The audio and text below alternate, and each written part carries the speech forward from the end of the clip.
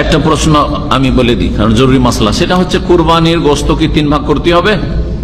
না, জরুরি নাই, তবে 3 শ্রেণীর লোকেরা খাবে। 3 ভাগ সমান করতে হবে না, তবে 3 শ্রেণীর লোকেরা খাবে। 3 শ্রেণীর লোকেরা খাবে। তোমরা নিজেরা খাও, নিজেরা খাও। এবং খাওয়াও এই ক্ষেত্রে সূরা হজ আল্লাহ বলছেন, যারা কানে চাইতে আসে না ওদেরকেও খাও, আর যারা চাইতে আসবে ওদেরকেও খাওয়া। তাহলে বোঝা গেল যে কিছু লোকের আছে যারা হয়তো চাইতে আসে, অত লজ্জাটা জানে, ওদেরকেও দেবেন আপনি। আর অনেকই অভাব আছে তারপরও চাইতে আসে না, তাদেরকেও খাওয়াবেন। যে এদের কুরবানি হয়নি রে, কিন্তু লজ্জা আসবে না, মান সম্মান চিন্তা করে এরা আসবে না, ওদেরকে দিয়ে দিবেন আপনি। আর আত্মীয় স্বজন আছে, বন্ধু বান্ধব আছে, তারা চাইতে আসবে না আপনার, তাদেরকেও খাওয়াবেন।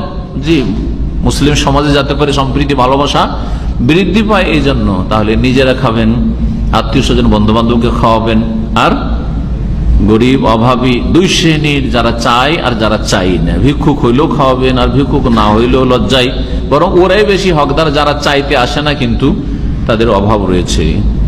কিন্তু সমান করা কোনো হাদিস দ্বারা প্রমাণিত নয়, বরং যেখানে বেশি প্রয়োজন সেটা করবেন। নিজেই অভাবী কোন রকম করে, আমি গরিব মানুষ, আর সবার কোরবানি গ্রামে হয়েছে, আবার ওদেরকে খাওয়াবে, দরকারটা কি? কারণ বেশিরভাগ আপনি ছেলে মেয়েকে খাওয়ান।